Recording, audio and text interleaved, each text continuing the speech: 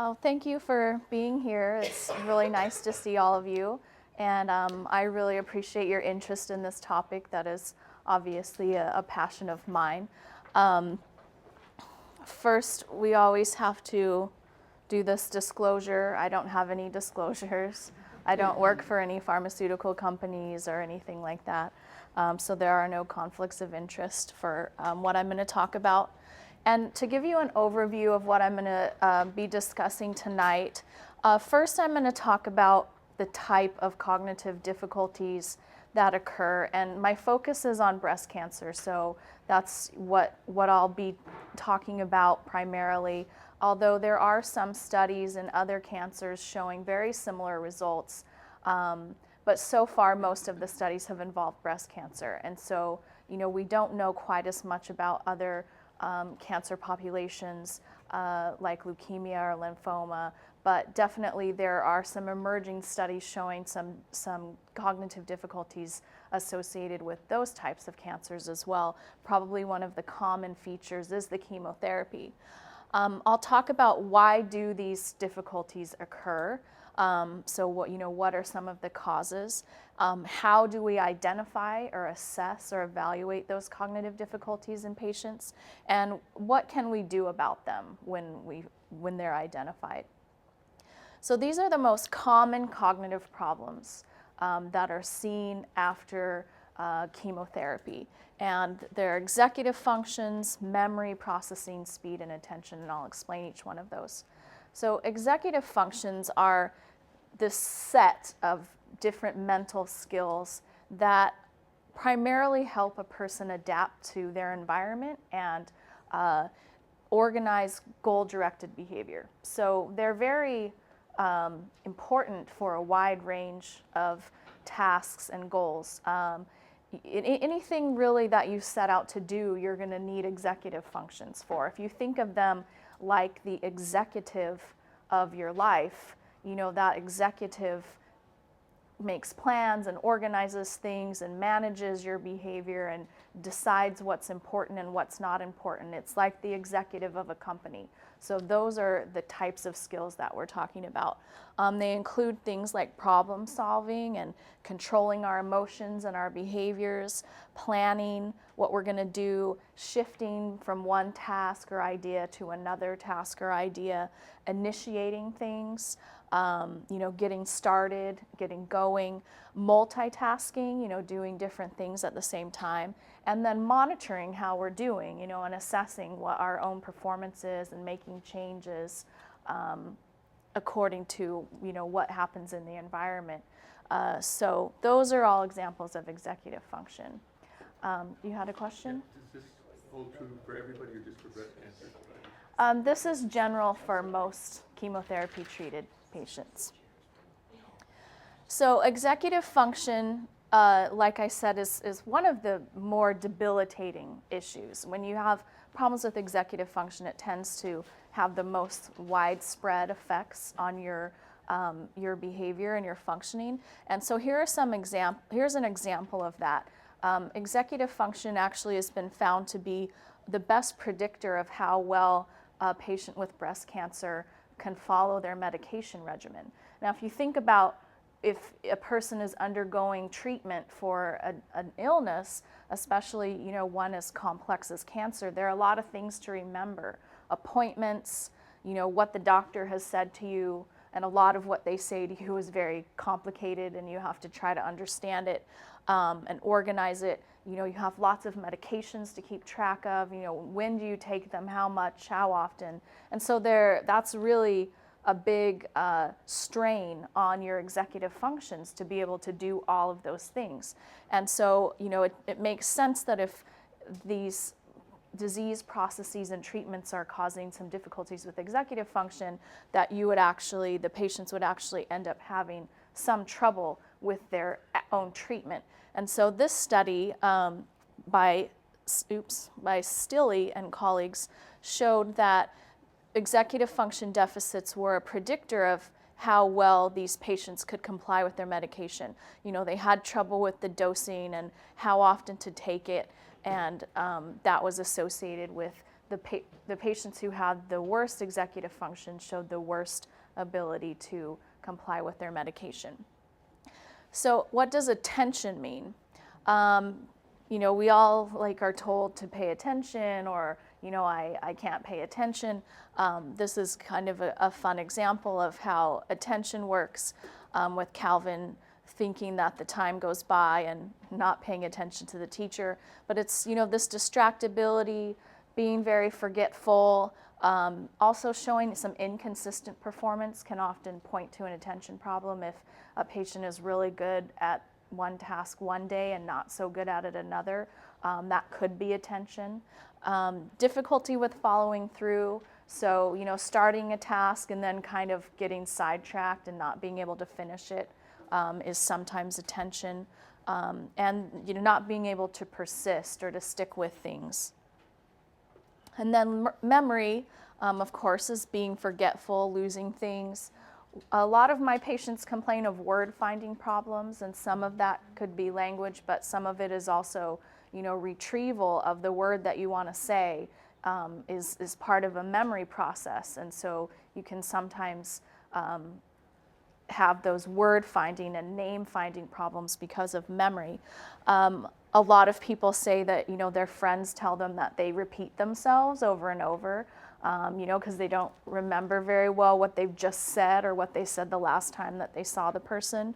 And then not being able to keep track of things is another symptom of memory problems. And you'll notice that there's some overlap, in a lot of these. So these functions aren't, always just solidly, really clearly defined in every person.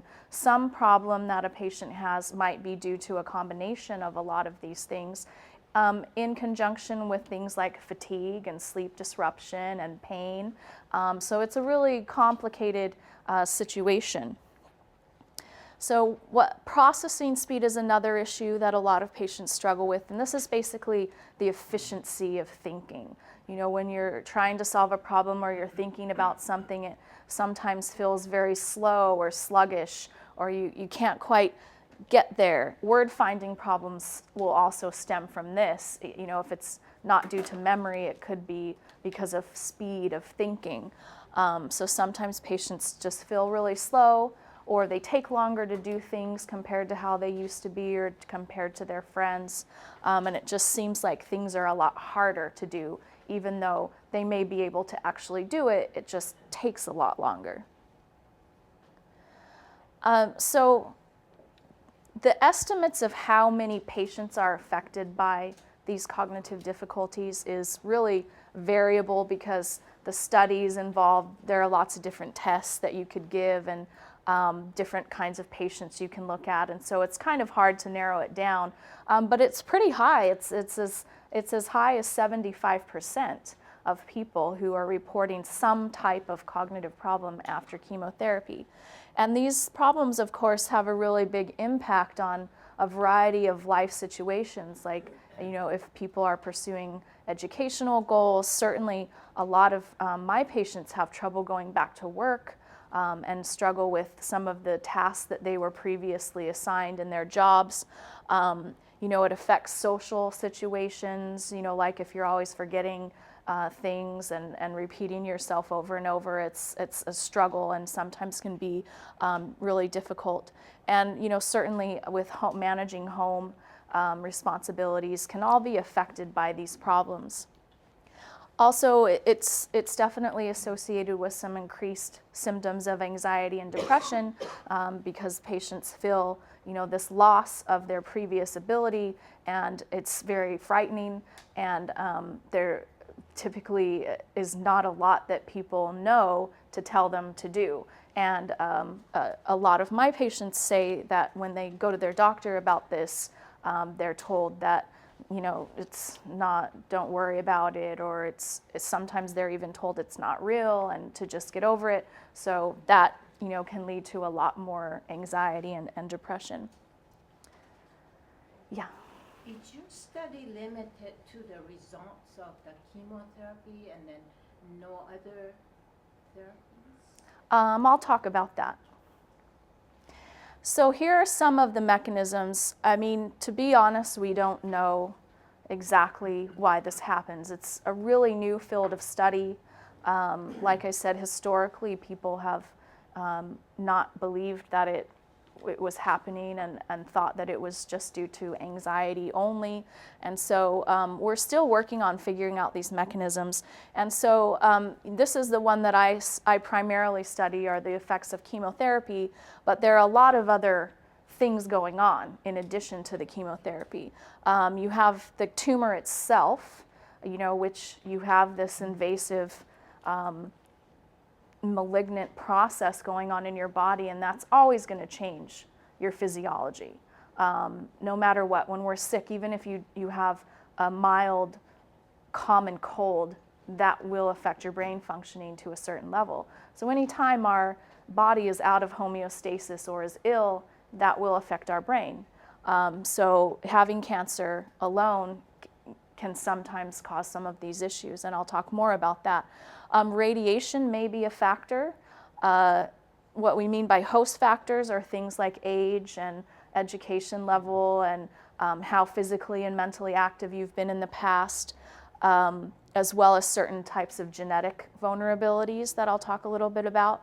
Estrogen deficiency, and these two should actually be the same one, but in breast cancer in particular, estrogen levels can come into play.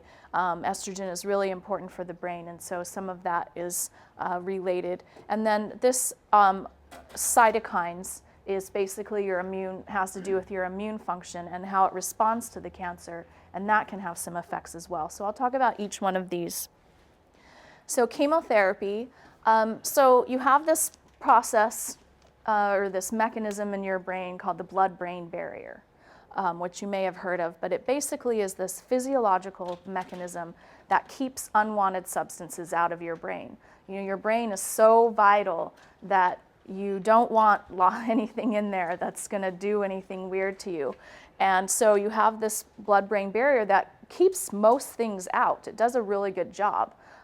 It doesn't keep alcohol out, so that's why we can get drunk, but it keeps out a lot of other things, including a lot of chemotherapies, which is sort of a bittersweet thing when somebody's trying to treat a brain cancer. The chemo can't get in there because the brain blocks it, but is good because you don't really want a lot of chemo in your brain. It's very toxic.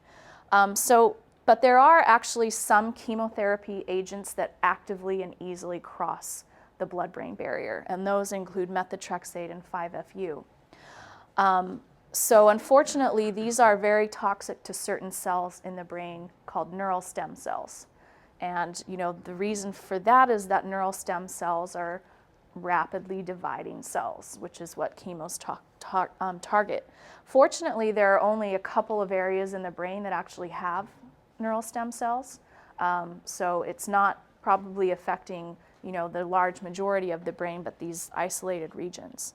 But a lot of chemos are not really known to cross. They're not supposed to cross, and that includes some of the newer regimens like adriamycin and Taxols, but they still have been associated with neural stem cell suppression.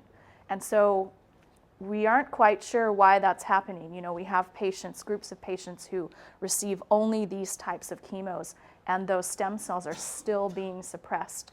So one theory is that really small amounts might be getting in somehow.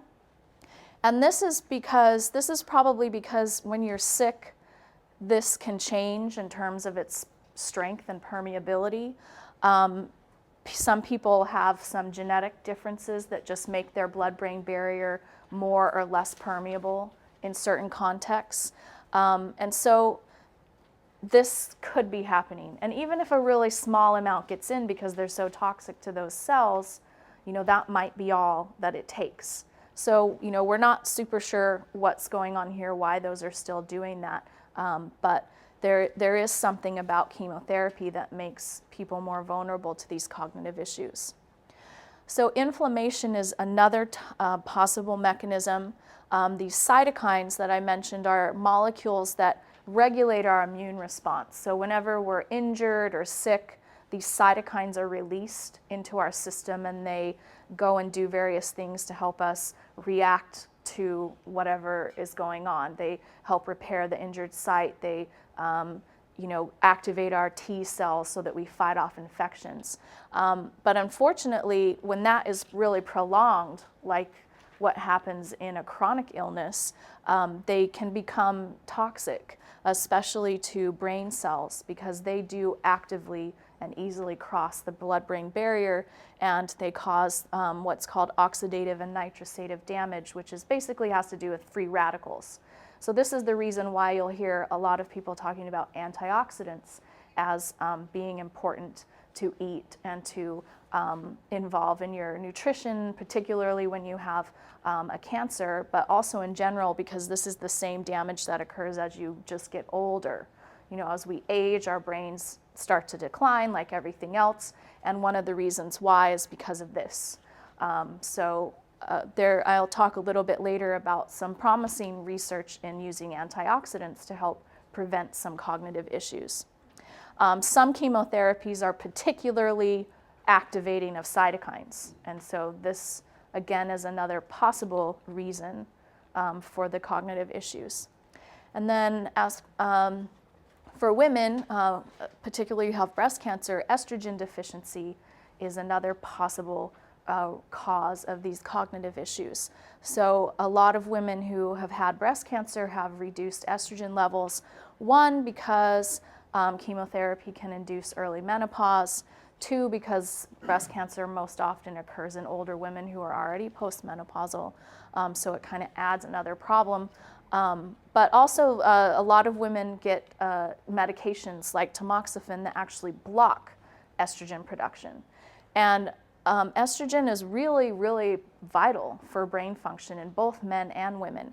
And so, women who don't have cancer, who are healthy and typically developing, will often have executive function and a small decline in their executive function and memory, temporarily after they experience menopause because of this change in their hormone levels. The other issue about estrogen is that it helps keep inflammation down. And so, as I mentioned before, inflammation can be a problem in the brain. And so if you don't have the estrogen counteracting that, it's another reason why. So you can start to see how this is really complex and all these things are kind of building on each other. Now, individual differences definitely play a factor. With all those other things being equal, if the patient has not been very physically or mentally active, or is older, or has certain genetic differences, these can all increase the risk for having cognitive issues. So what I mean by genetic variations are not genetic abnormalities, but all of us are genetically different. If you look around, everyone is very different. And that is because of our differences in our genes and our DNA. And those are all very normal and are all necessary for us to have human diversity, but there are definitely some types of genes that don't matter to you at all. One of them is APOE, which you may have heard of. It has a lot to do with Alzheimer's disease. We all have different APOE genes. One of those genes is if you get older or you happen to have an injury to your brain or a disease, will then become a liability. And so these genetic variations normally don't make any difference at all unless something bad happens to you. And so then if something bad happens to you and you have a certain genetic vulnerability, then you could be more at risk for cognitive issues. So some groups are looking at that, like a group at Columbia is trying to figure out if there are ways to help to use genetic profiles to help predict which patients are more at risk for chemotherapy-related toxicity. So my primary research involves MRI, magnetic resonance imaging, and basically that's a brain scan. So you go into the tube. A lot of research involves these big scanners. You go into it, it makes a really loud noise, and we can get really good pictures of your internal organs. The reason why we do a lot of MRI research is because a lot of our cognitive tests are not very sensitive to these types of changes. The neuropsych tests were designed largely for, really bad traumatic brain injuries and strokes. And so you have to have a neuropsychologist who really understands how to interpret those results with respect to what we call quote unquote chemo brain. When you do an MRI, do you have to put that Contrast? Yeah. No, we don't do that for research. That is important for diagnosis in medical stuff sometimes. I'm not even sure what all the parameters are for when they use it, but we don't use it. We don't need to, actually. We can look at your brain function and structure and chemistry without it. So there are several reasons why we do MRI. One of the most important ones is that brain changes can often be the most sensitive markers of disease progression. There are molecular changes that happen in the brain that often precede clinical manifestations of problems. And so these brain scans are really important for us to try to figure out what's going on and to try also to design effective treatments for these problems. So how do we do this? Well, MRI uses really powerful magnets. It's a magnetic field, so it's very safe unless you have some type of ferrous metal in you. So if you have a pacemaker or you had a surgery and you have some metal screws that are magnetic, you can't have an MRI. It can be very, very dangerous. Like I said, there are no injections. It's very non-invasive. There's no radiation exposure. So it's a very safe process. It's just kind of unnerving because you have to lay in this kind of enclosed tube with this, kind of cage over your head, and you have to lay really still, and it makes a really loud noise. So it makes people nervous. I mean, I've done it like a million times, and my heart rate goes up when they slide me in there. But we have people watch movies so that they don't get quite as upset. So I'm going to talk about a few types of MRI data, so I just want to give you a brief introduction to that. So functional MRI or fMRI, we use this to ask, where is the brain active when you do a certain task? Like we'll put you in the scanner and we'll have you do a memory task, and then we'll look and see what areas of the brain are working during that task. Anatomic MRI is, you don't have to do anything for that one, you just lie still and we take these really high resolution pictures of your brain, and then we can actually reconstruct the entire brain volume and then measure different parts of that.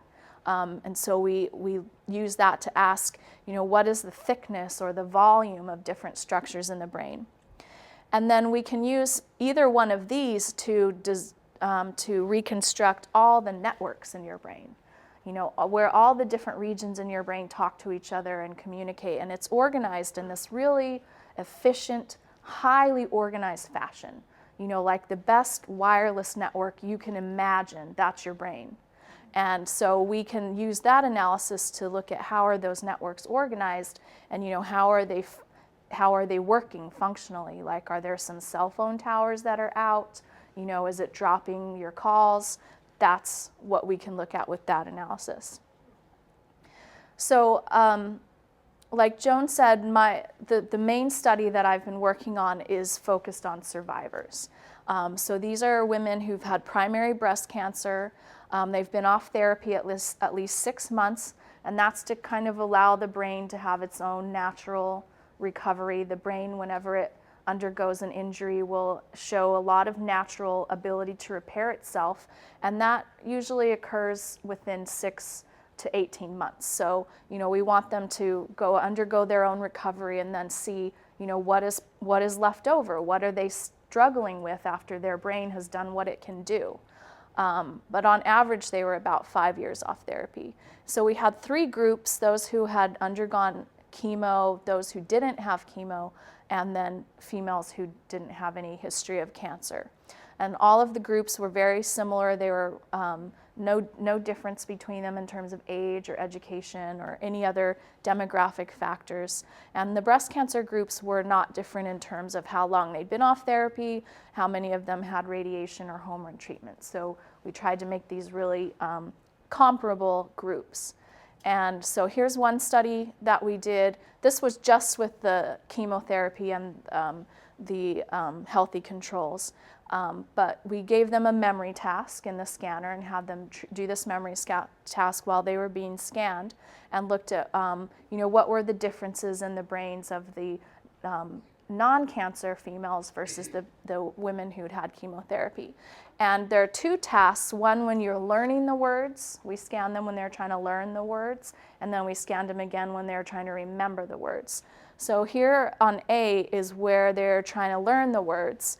And these orange regions show where the women with breast cancer had lower activation or activity in their brain when they were trying to learn the words compared to the controls.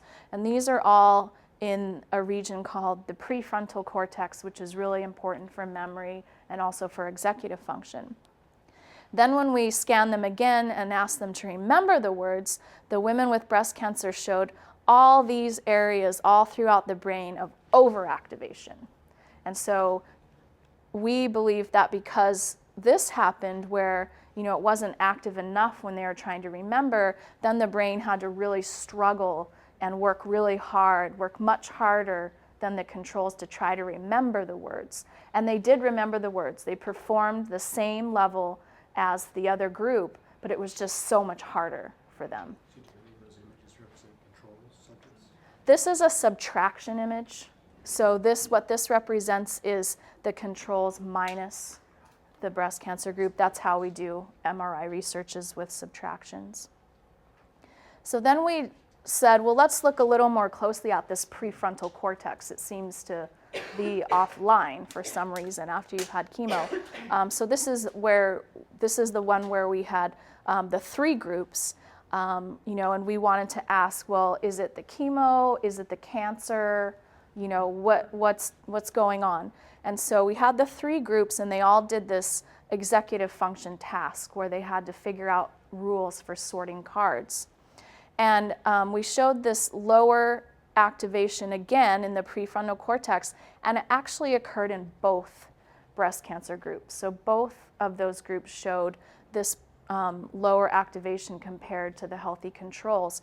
But the women who had had chemo actually showed lower performance, whereas the women who did not have chemo showed the issue, but they could compensate for it and still do the task and didn't show the problem in their cognitive performance, and also didn't rate themselves as having problems, whereas the women with chemotherapy showed performance problems and also rated themselves as having difficulties in their everyday life. And that the lower the activation in this region was, the higher their self-report of cognitive problems. And this was a really important finding, because one of the controversies has always been that the self-report of patients is always much higher than what their testing shows. A lot of patients will show normal or average testing, which is a huge problem that I won't get on my soapbox about. But this showed that there is an actual brain mechanism for self-report, that you can rely. If the patient says, I'm having this problem, it probably means that there is a problem in the brain. And so because of that, the study got a huge amount of press, which was really exciting because it validated a lot of the patient's experience, that when they are saying, I have this problem, here is evidence that it really exists. And we hadn't been able to show that with cognitive testing or with behavioral types of testing. It really took these MRI scans to do it. Oops.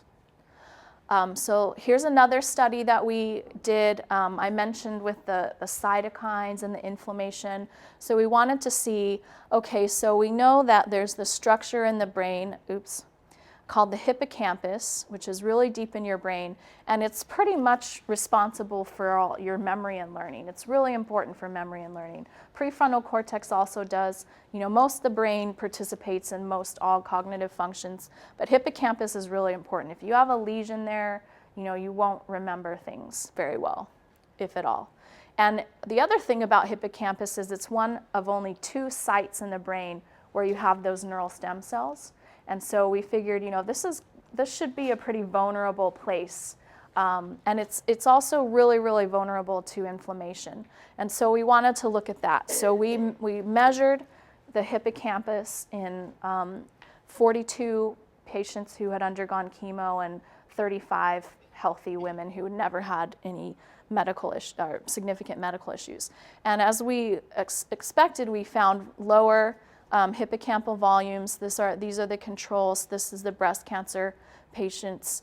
This is left and this is right. So right was not quite significant, but almost there, probably if we had some more patients. And this one was significantly lower. And lower verbal memory was associated with lower hippocampal volume. So the lower their volume was here, the lower they scored on their memory tests. The other thing we found here is that women who had higher levels of inflammation had lower hippocampal volume. So that inflammation was playing a role as well. And then, so I talked about the brain networks and how's the brain organized. And it's organized in this way so that you have these different regions that perform specialized functions, like we do in our lives. We are all, for example, let's say we're all working in a company and each one of us is an expert in a certain thing. And then all of us come together and we want to do this project. We use our special skills and we each contribute our special skills, but it takes the cooperation of all of us to really get this task done. And that's how the brain works. And so if these networks aren't organized very well or those specialized regions aren't participating, they're hanging in the back, they're texting, they're not paying attention, then you're going to have lots of problems with cognitive function. So we can actually measure that and look at what's happening.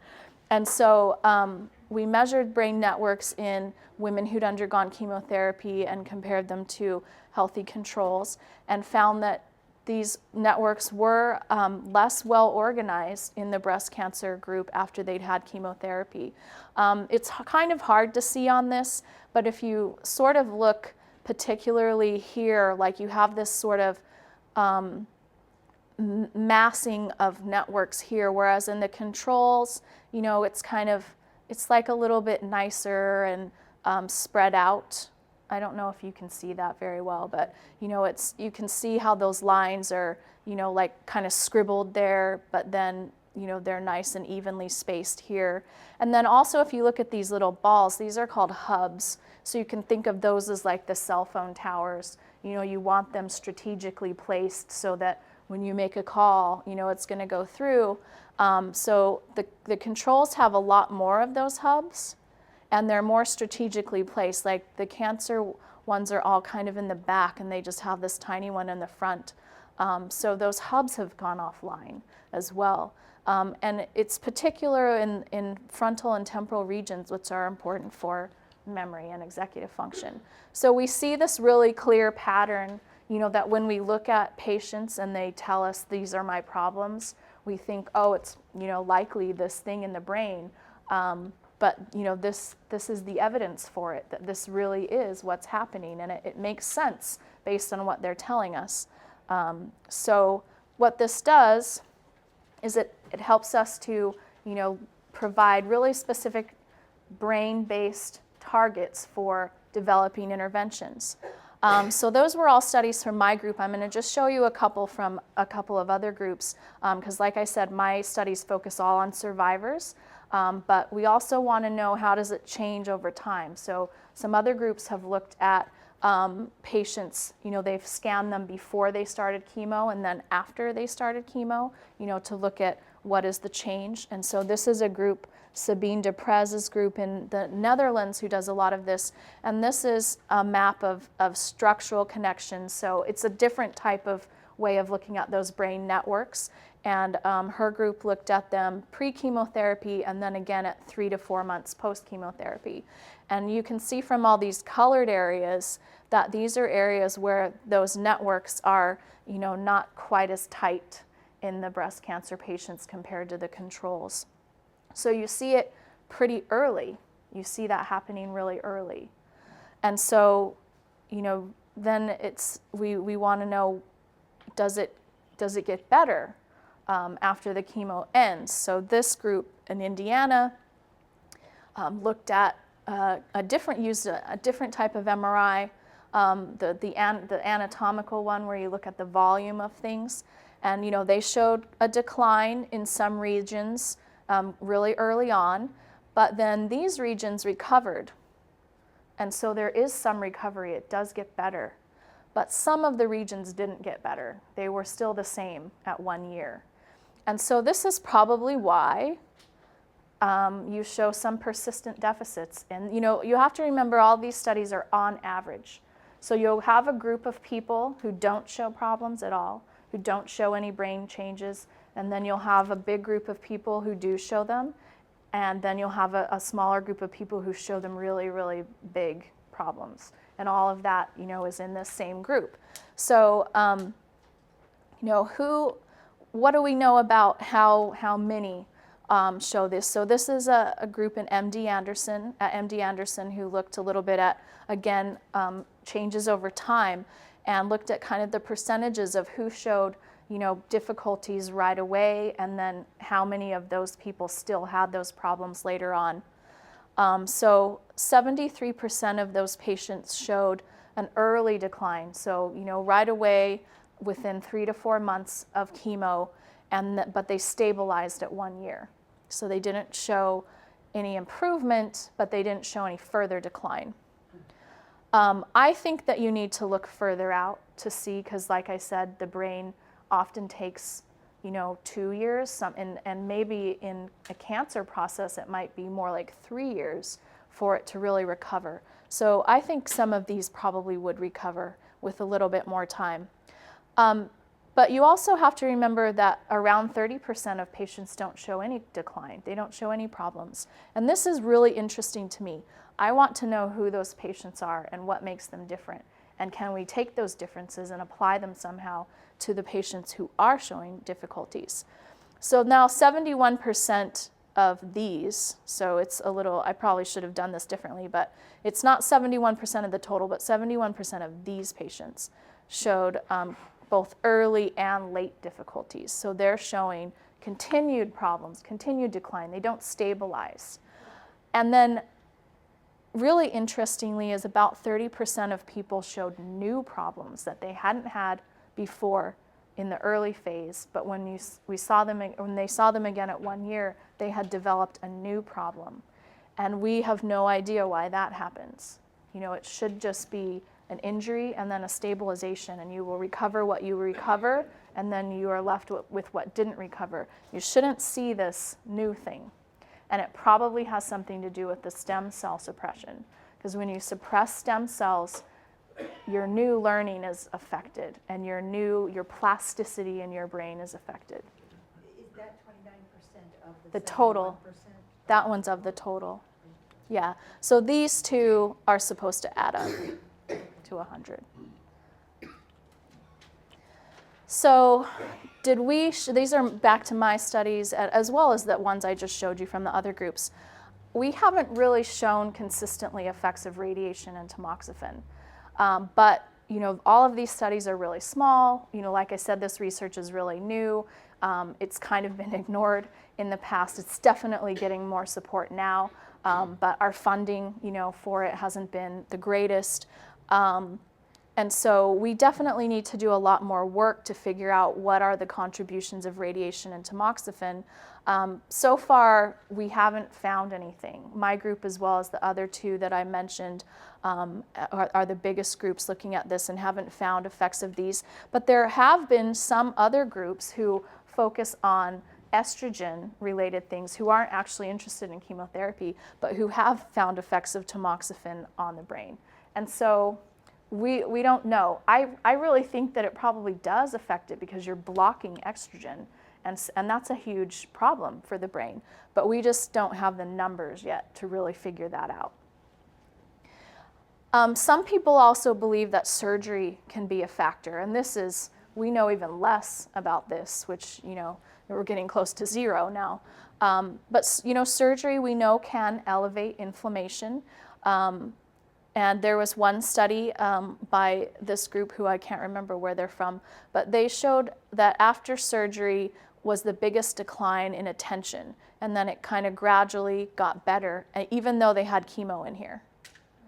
And so they said, it's not chemo at all, it's surgery, which, I don't know about that, because the thing that they didn't do was they didn't have a control group. So I'm guessing this was probably already low because of the cancer. And so they didn't control this very well, in my opinion. But definitely, we just don't know what is the effect of surgery. It should actually be shorter than chemotherapy. How would you know the difference between whether it was surgery or the anesthesia? Yeah. Was the anesthesia Yeah, we don't know. Yeah, anesthesia can affect your brain for sure. So it's like, so you have a surgery and usually, you have some inflammation, the anesthesia will affect it, and then you should return to baseline. But what happens in cancer is before you can return to baseline, you're hit with chemotherapy. And then before you can return to baseline, you're hit with estrogen and you're hit with radiation. So it's like this, multiple injury situation almost. And so, separating these effects is going to be really difficult. And I'm honestly not really sure how vital it is at this stage, because we are still trying to figure out, who is getting this problem and can we intervene for them quickly. Well, and I don't know about everybody else in the room, but for a lot of cancer patients, what happens when you have to account for multiple surgeries and you're under anesthesia, and how many hours you're under anesthesia. Yeah. And then you're hit with chemotherapy and radiation. Yeah.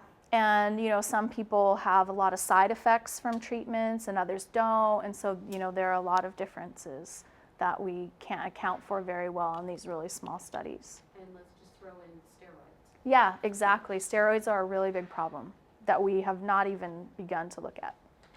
Yeah.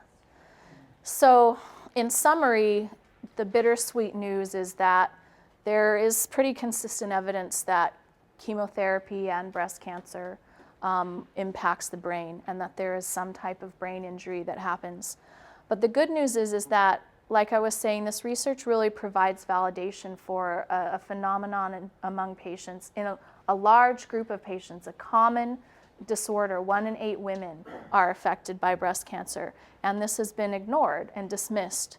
And more importantly, this research really helps us to figure out how we can treat it and what we can do about it.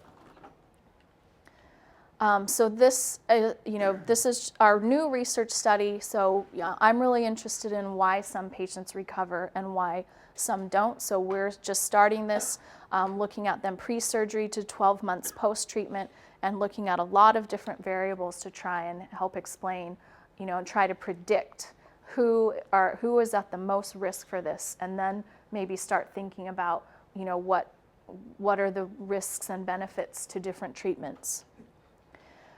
So I'm going to switch gears a little bit away from the research and talk about, the more practical aspect of this. So what do we do when a patient, has undergone these things and is now struggling? So how do we figure out what their cognitive issues are? So as you know, there are medical tests for just about everything. How is your heart functioning? How are your lung functions, your kidney functions, your metabolism? But there's not really a medical test for brain function. If you think about it, there's not really a blood test you can do that says your memory is good or bad, or your executive functions are good or bad. I really wish there was, but there's not. So people ask me sometimes, well, what about MRI? But the problem with, regular clinical MRI that you do in the hospital is that it really only shows really big problems, gross neuropathology, like if you have a lesion or a bleed or, something that you can visually see. You have some other types of imaging like PET, that where you get the injection and it can show some abnormalities, but those do involve radiation, so they're not really very feasible. And they're also not super reliable at the individual level. Also, just the brain is really complex, and it's really hard for us to diagnose these kinds of problems. It has lots of redundancies, so every person is really different. Even if you look at a brain scan, of one person who has the same exact problem versus another person with the same exact problem, those brains are going to be really different, and you won't be able to figure out, what made the problem happen. The other issue is that, so all the research I talked about with the MRI, it's really cool because it's sensitive and it showed these effects where nothing else showed effects. But like I was saying, it's all on average. We need like 20, 30, 50 people all together to find those effects. When you just look at one person's data, it's a mess. We don't yet have the technology for creating norms. For like a CBC or a chem panel that you get, or for your echo or whatever, there are established boundaries for this is bad and this is good.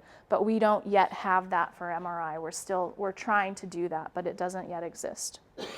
So what we have for evaluating brain function is called the Neuropsychological Evaluation. And these tests are very sensitive to alterations in brain function.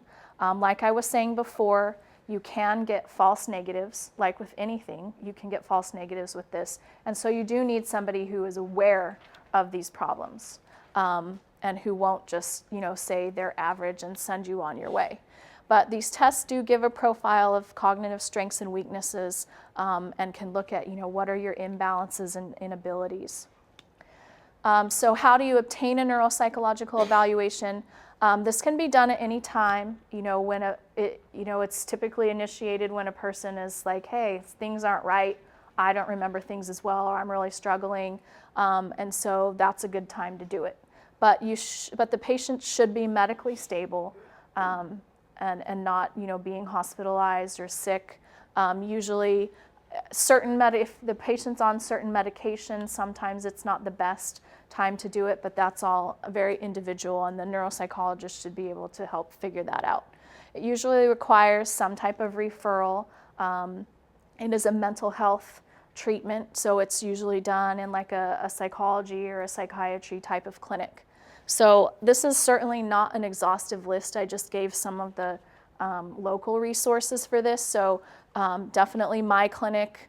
So I'm the only person there who does like cancer-related neuropsych.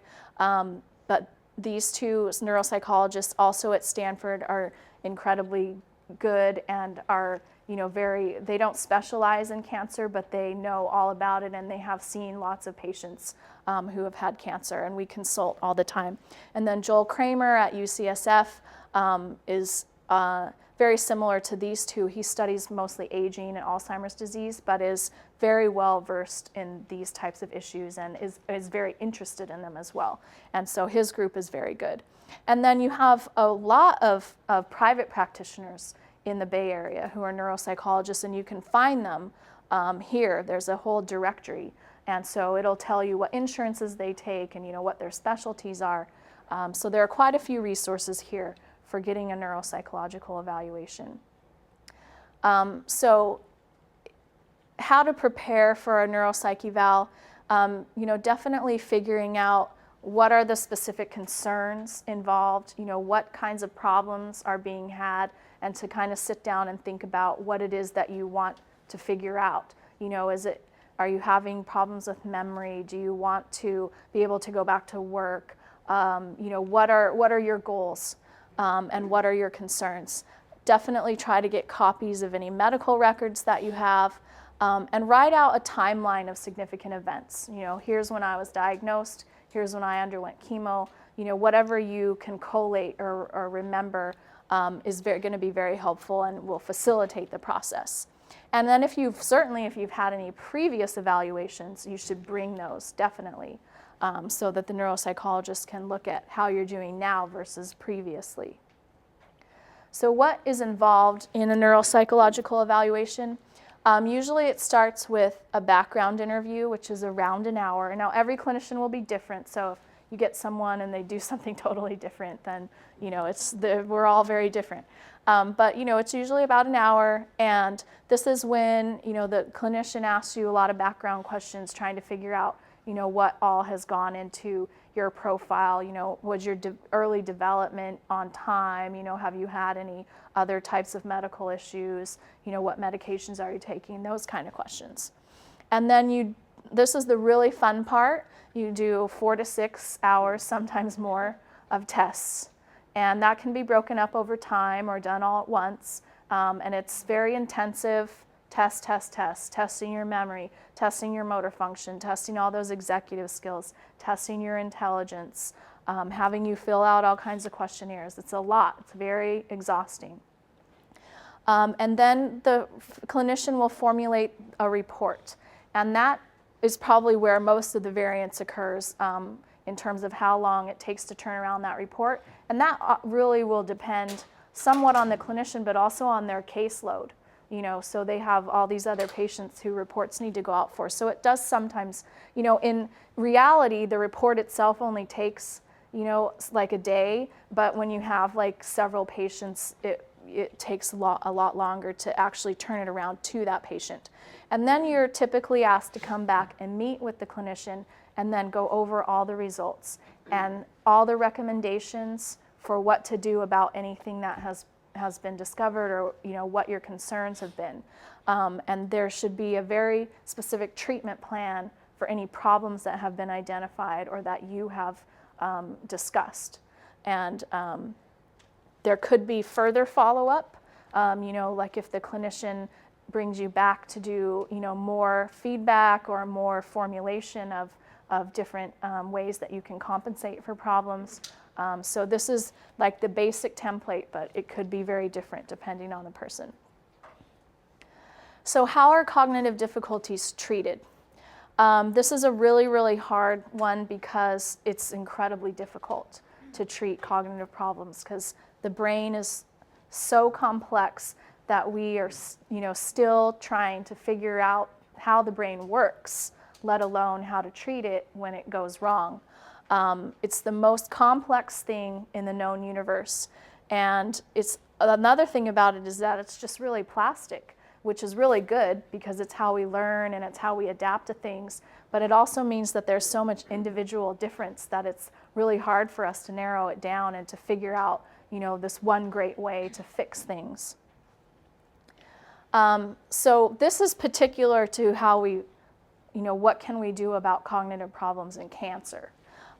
So people have looked at medication and stimulant medications like Ritalin, that you give for attention problems. People have tried that, particularly Marfan and colleagues, and they've done a couple of clinical trials and haven't really been able to find that it is useful. It helps with fatigue, but it just hasn't really helped with cognitive function. Although some of my patients take like Ritalin or Adderall, and they say that it works great. So it probably is very individual. Erythropoietin was tried in a few clinical trials. This is actually a treatment for anemia. And some people use it, some athletes use it as performance enhancing because it increases your red blood cells. And so people tried this, and it actually showed some effects, but the problem was that it was associated with lower survival. So I don't think people use that anymore.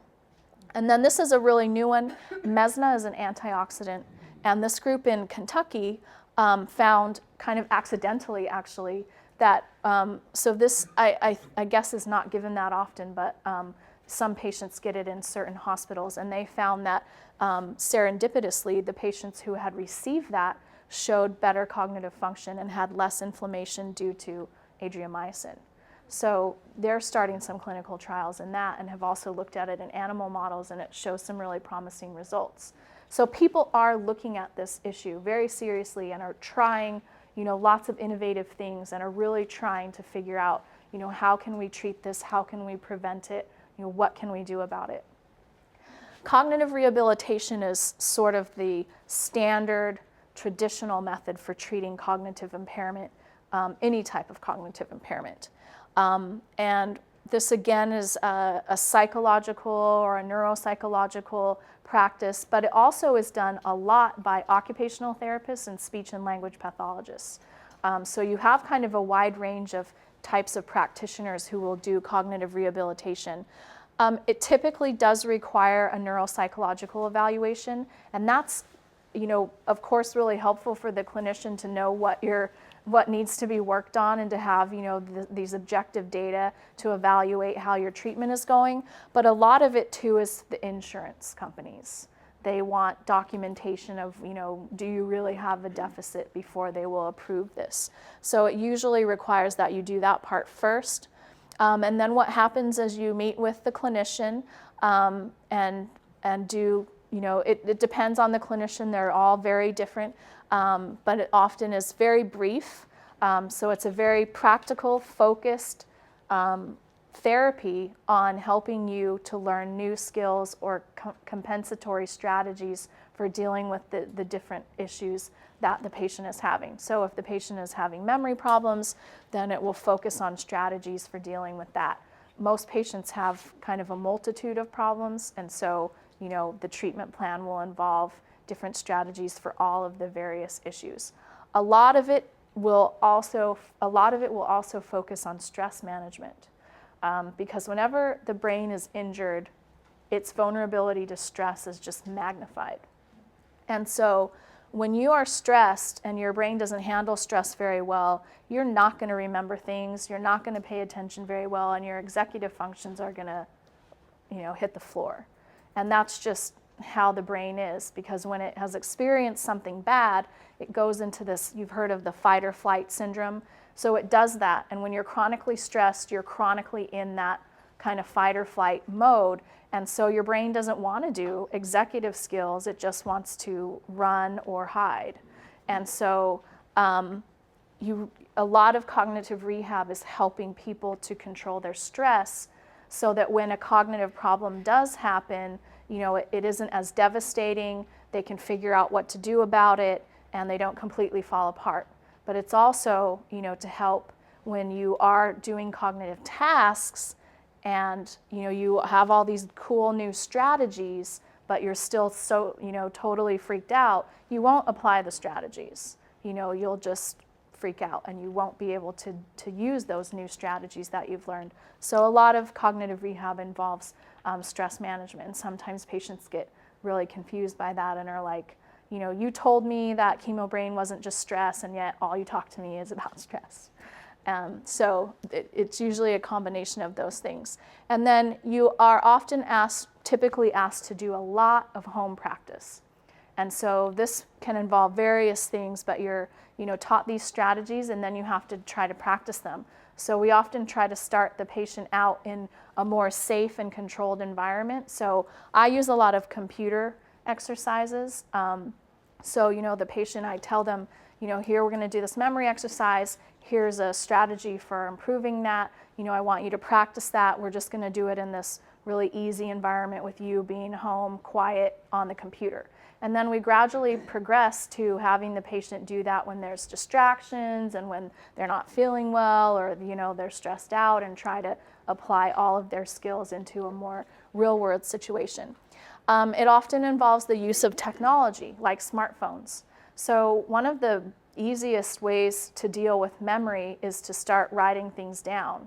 But some patients will forget to look at what they've written down. So that's where a smartphone comes in, because you can make an alarm for yourself and you can kind of organize your lists.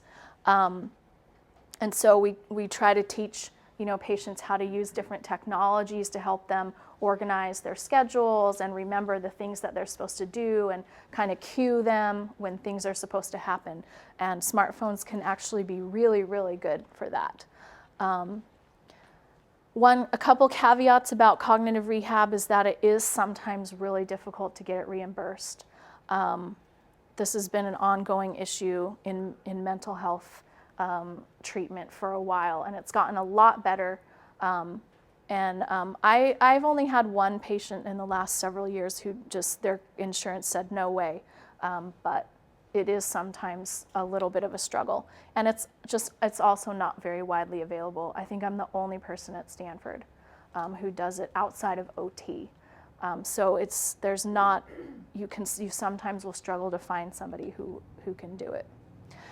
So what about cognitive rehab and breast cancer? This is a colleague of mine, Rob Ferguson at Maine Medical Center, and he's developed this specific cognitive rehab called memory and attention adaptation training that he's been using in patients with breast cancer. And he did a clinical trial in this in a small sample of 40 and showed that they did show really significant improvements in their verbal memory as well as their quality of life ratings. And so, definitely we want these two to go together, because if you're having cognitive issues, people often, experience lower quality of life, and if you improve them, you hope that that quality of life goes up as well. So this is very promising. We're working with him to try and implement it at Stanford as well. So again, people are working on this. We're trying to figure out ways to improve these, and this research is propelling us forward in being able to figure this out. So how do you get cognitive rehabilitation? Like I said, you usually need to have a neuropsych eval first, and then it stems from that. So cognitive rehabilitation may or may not be a recommendation based on the findings of that neuropsychological evaluation. And it's best to get a referral for cognitive rehabilitation from the actual person who did your evaluation. Certainly patients have come to me for cognitive rehab who have not had an evaluation, and that does happen. It's a lot harder.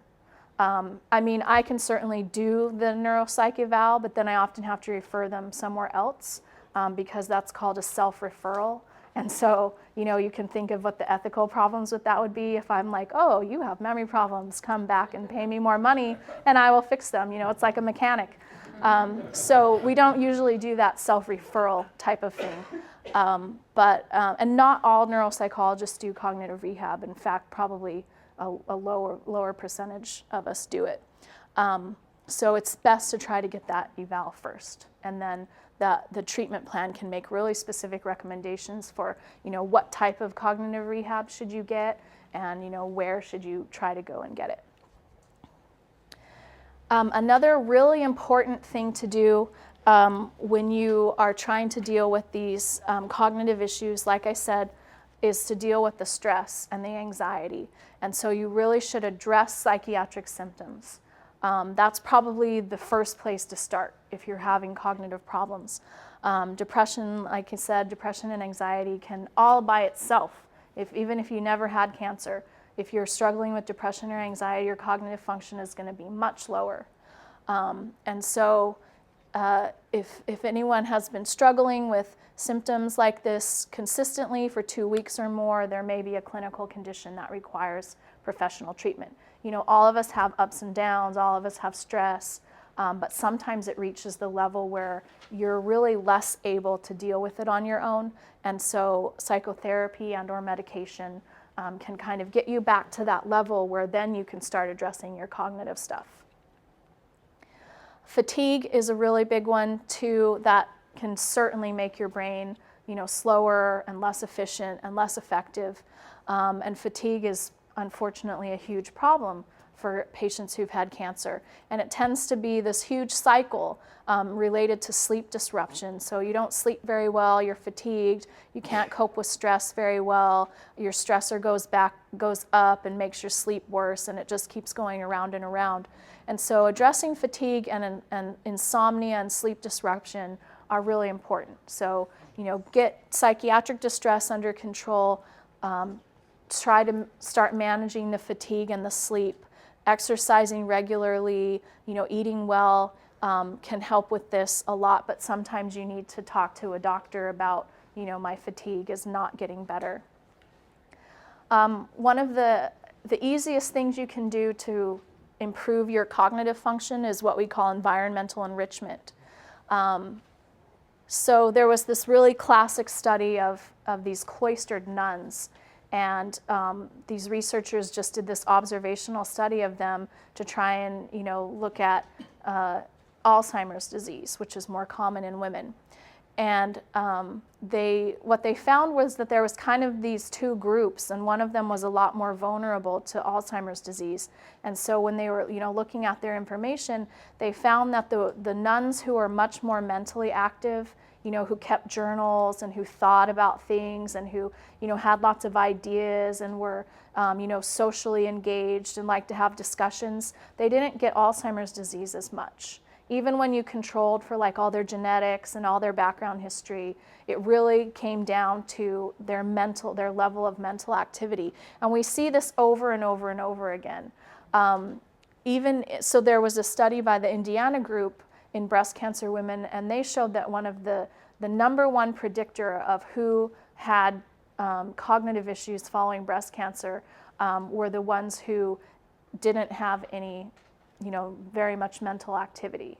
And so it makes a big difference. Your brain is like a muscle, that's kind of a cliche thing to say, but if you don't exercise it, if you don't use it, then it just becomes very lazy. And it's not very strong, and if something bad happens to it, it won't recover very well. And we see this in children, we see it in adults, we see it everywhere.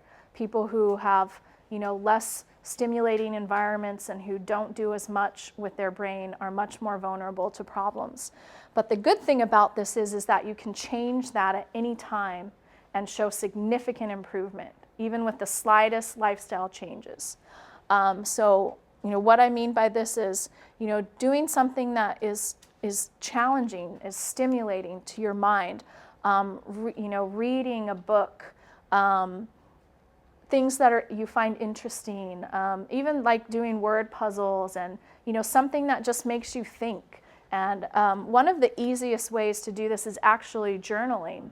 But it's not just, I did the laundry today and I went to this boring lecture on chemo brain. But here's what the speaker talked about, and here's what I thought about what she said, and here's what my friend, thought, and this is, so you have ideas and you think and you push your brain to try and express itself on paper. So I always have all my patients do what's called active journaling, and it's easy. It should just be, like a page or two, but it can be like, I saw this in the news today, and here's what I thought about it. And I disagreed, or I agreed with what was said, and here's why. And so you're kind of writing these little mini, thought exercises or these little mini thought essays, and that really pushes your brain. It makes blood go into it, it makes more oxygen go into it, it strengthens all those pathways, it makes those neural stem cells proliferate. We have, I'm not just making that up so that you'll do it, we have actual, evidence of that happening, and it happens within minutes of doing those kinds of exercises. Definitely, social involvement, being involved in clubs and groups and volunteering and, having social discussions and, having that stimulation that other people give us is really good for our brain. And certainly physical activity. Exercising, regularly 3 times a week for 30 minutes will do all of those things, will make all of those brain processes that I just talked about happen. And you can reverse a lot of damage just from doing these kinds of things. So one thing that a lot of people have been looking at in a lot of populations, not just cancer, but Alzheimer's disease, aging, ADHD, all kinds of things that affect the brain, is this new thing called brain training. Its more scientific term is called cognitive training. But it's doing these kind of computerized exercises to exercise your brain. And the advantages of it are, that it's pretty cheap. You don't have to go find a clinician and bill your insurance. You can just do it at home. The disadvantages are that it's, not going to be individualized to you, and it's also really hard for you to know if it's working, because a lot of those changes that happen in your brain are, you won't feel them. They'll be there. And it's like a negative, like if you didn't do them and you got older and your brain declined, you wouldn't know that if you did do them and your brain didn't decline as much. You would not, because you don't have an extra you to compare yourself to. So it's really hard to know if these things are working, which is why it's sometimes very challenging for us to stick with it. Because like with physical exercise, if you do that really well, you'll lose weight, you'll feel healthier, you can see effects. But mental stimulation is really hard because you don't get a lot of the reinforcement. You kind of just have to have faith and believe that it's working. So we said, well, what about cognitive training? Can breast cancer survivors do this, and will it help them in any way?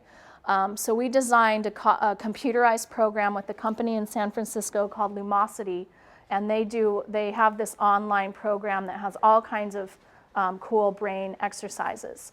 And we didn't really like the ones they had, so we were like, can you make us these different ones, that will be more specific to breast cancer? And so they created that for us because they're very invested in research, and then we actually had to pay them to use it, which is good because if we didn't, it would be a conflict of interest.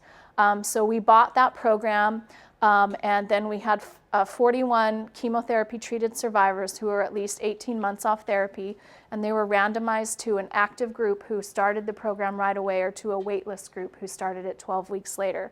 And they did this online training, which was 48 sessions, about 20 minutes each, and it went on for 12 weeks. And so here's the waitlist group in blue. This is executive function, and here's the active group. So there were some significant changes just from doing those exercises 4 times a week. Here's memory. This is the active group. The waitlist group actually went down for some reason. I don't know why, but that was a significant change too. The interesting thing about this is that the training program we did focused on executive function. It didn't focus on memory. But you will see some of this, what's called transfer. If you do executive function type tasks, it will help improve some other things because they use similar brain systems. This one was really surprising to us. We measured depression just because we wanted to control for it. If you're more depressed, then you probably won't benefit as much from the program. So we did it as like a nuisance thing, but we actually accidentally found that here's the active group. This is depression going down, and the waitlist group kind of staying the same in terms of depression. None of them were actually clinically depressed. We had to exclude people who were. So this is not like, they're depressed, but everybody has varying levels of those feelings. So they're actually going down from this. A lot probably from feeling like they're doing something about the issue. So very promising, small, 40 people. It's not great, but we're expanding this now to 500 people across the nation.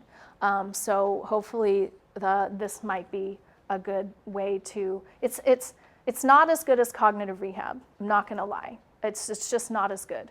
I don't know how long the effects last. They might go away when you stop doing it. But it's a really easy, cheap way to get some mental stimulation every now and then. So I think if you combine this with like physical exercise and going to the museum or journaling and some of those other things, it could be like vegetables. You have to rotate some of the vegetables through, and this is one that you can choose from. So here are some commercially available programs. This is the one that we developed and used. But there are several other that are really good that you can choose from. So this is my lab. I want to thank and some collaborators, and then open it up for questions. There was one right here already. One cancer recovery, 1 and 2 available on that? Yeah.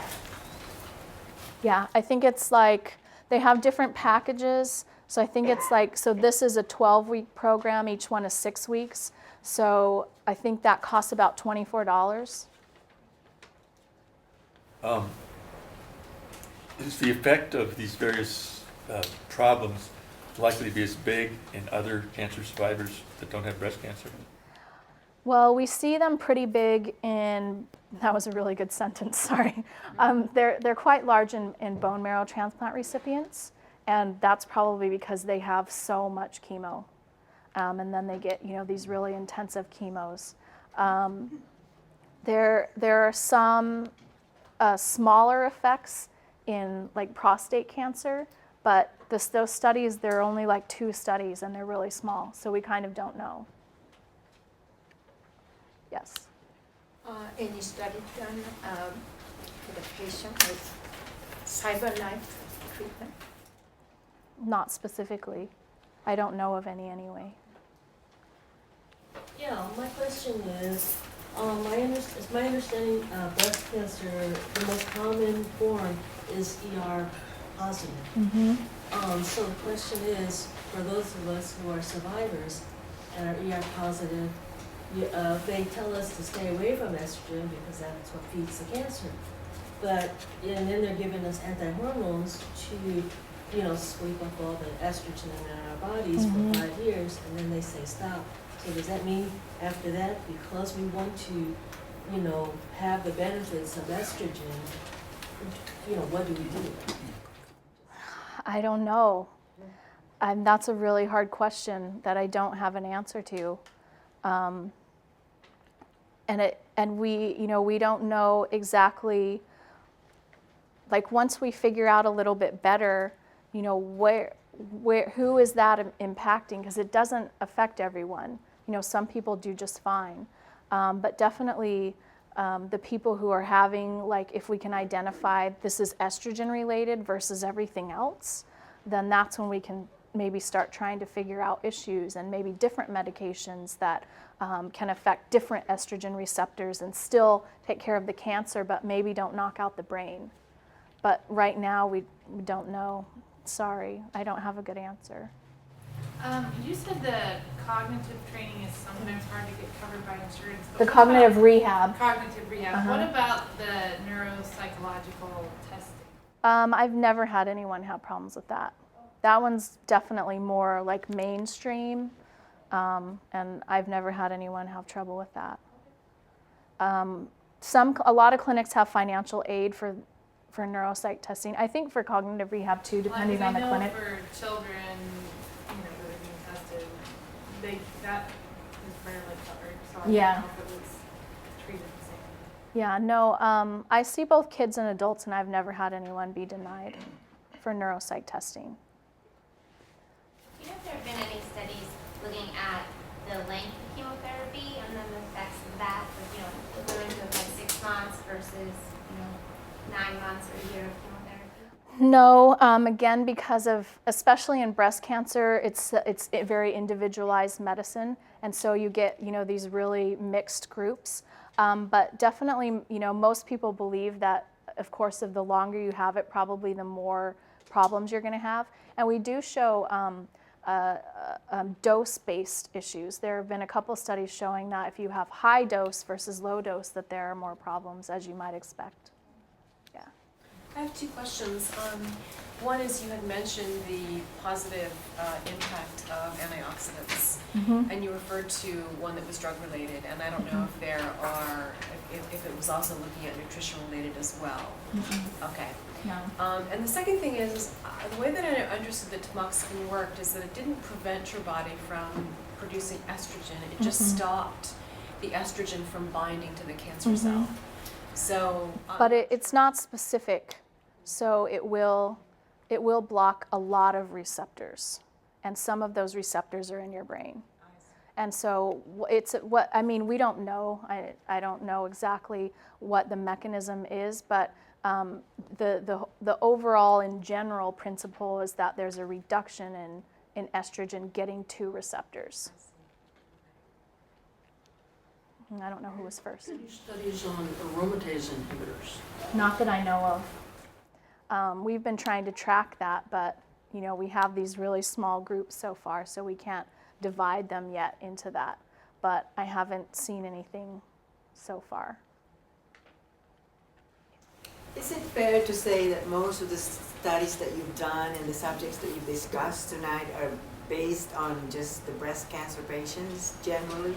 All of my studies have been. I have some studies in pediatric leukemia, which I haven't talked about. I have endometrial cancer, so does some of these would apply to me?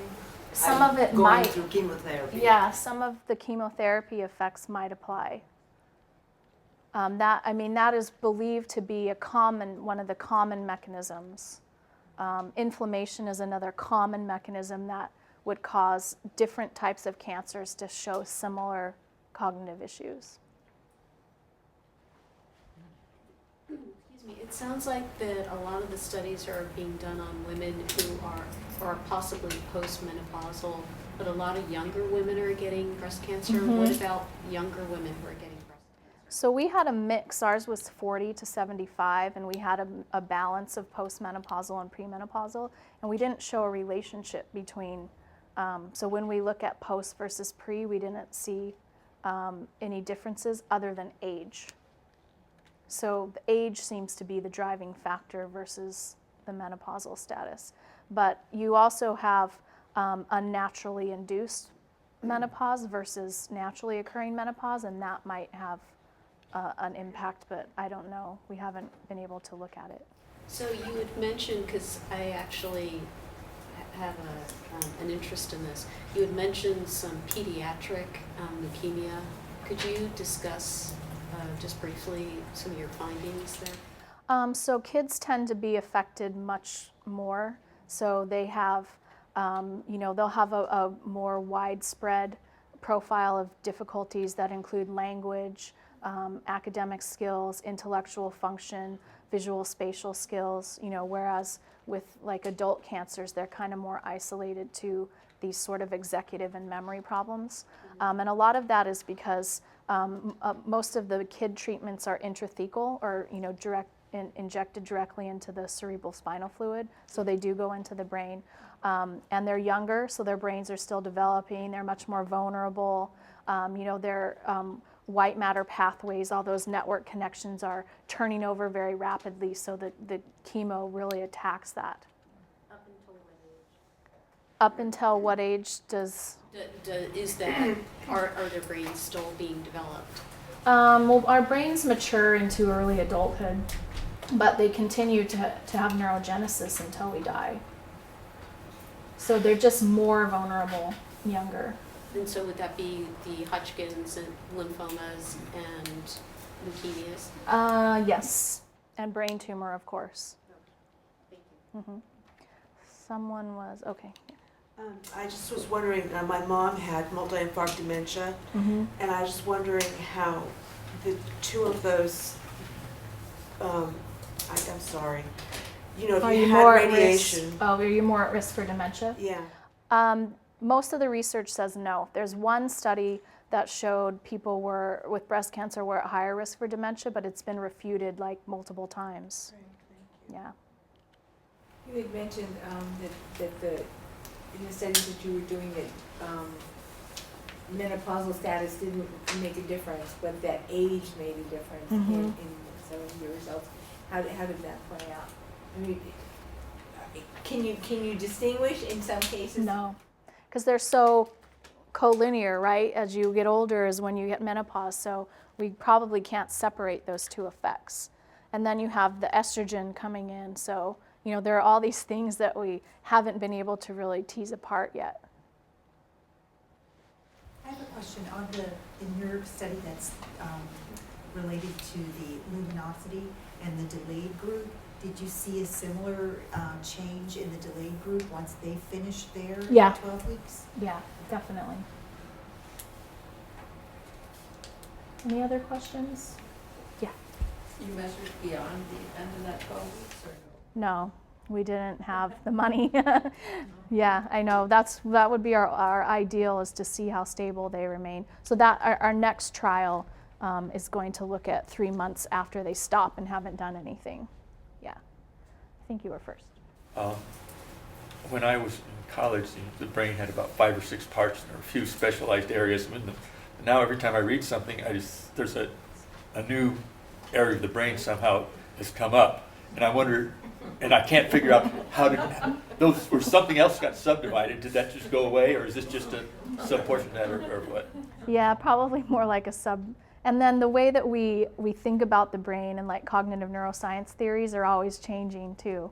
So, somebody always comes up with a new way of trying to describe what's happening. So the brain that you're describing and reporting on is described by somebody back east in a different way.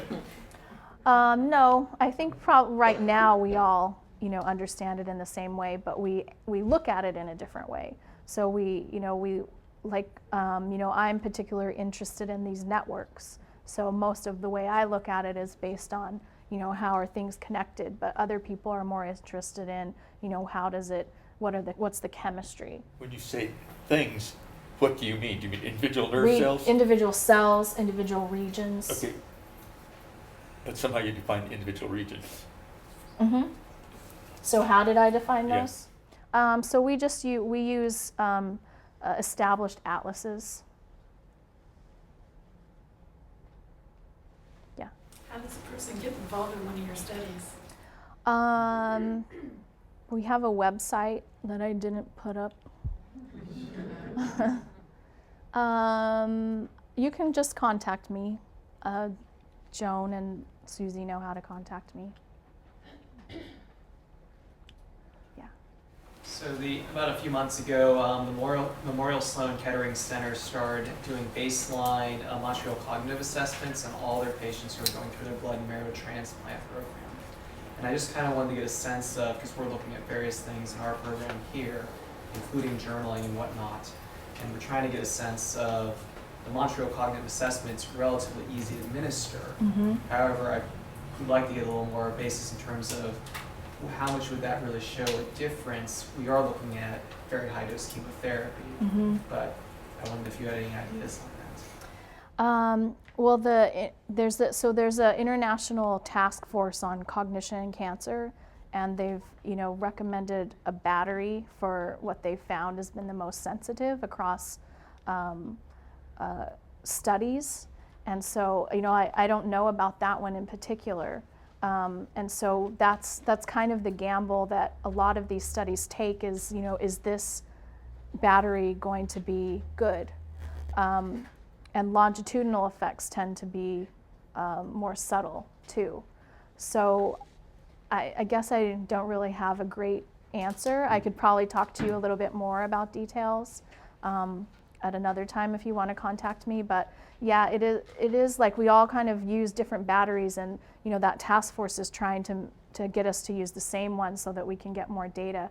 But the different battery will probably make different results in different populations, and we don't have a good sense of what is the best battery to use.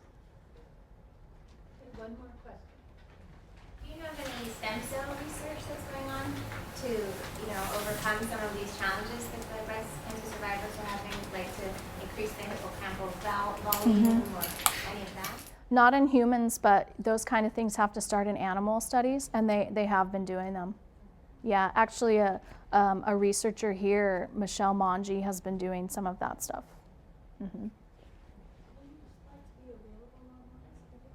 I can give them to Joan. I have to take out the proprietary information, but most of the stuff you would want would still be in there. Is there a good way to do it? I don't know. I'm just like throwing all of this stuff on you. So you need to take some out and then you can email it to me? Yeah. So you can get my card on the way out? Which card? Oh, I'll grab them. Hand them to you. Anyway, I want to thank Dr. Kesler